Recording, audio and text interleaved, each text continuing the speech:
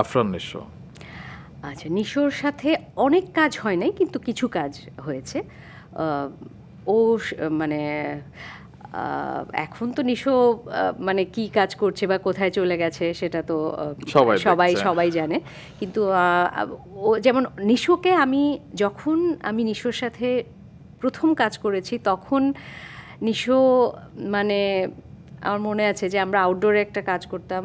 ওর তখন কি জানি এরকম অনেক একদিন দুদিন হয়েছে যে আমরা একসাথে, ওর গাড়ি নাই, হয়তো আমি আমার গাড়িতে এসে, গাড়ি নাই মানে সেদিন হয়তো নেয়নি আর কি, হ্যাঁ, তো আমি একসাথে হয়তো ওকে বাসায় নামিয়ে দিচ্ছি, আমরা সারা রাস্তায় অনেক গল্প করতাম, হ্যাঁ, যে অনেক নানান বিষয় নিয়ে। তবে ও তখন কিন্তু এই নিশো মানে এই নিশো মানে তখন ইভেন আমি যখনকার কথা বলছি, ও কিন্তু তখন মেইন হিরো হয় নাই।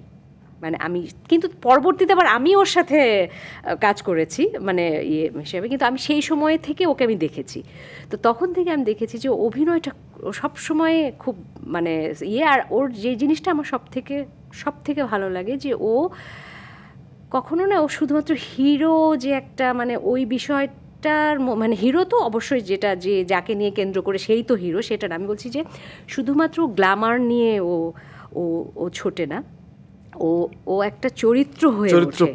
এবং লাস্ট যে কাজগুলো আমি ওর দুই একটা কাজ দেখেছি, আমার কাছে মনে হচ্ছে অসাধারণ, মানে অসাধারণ ও চরিত্রের সাথে মিশে যায়।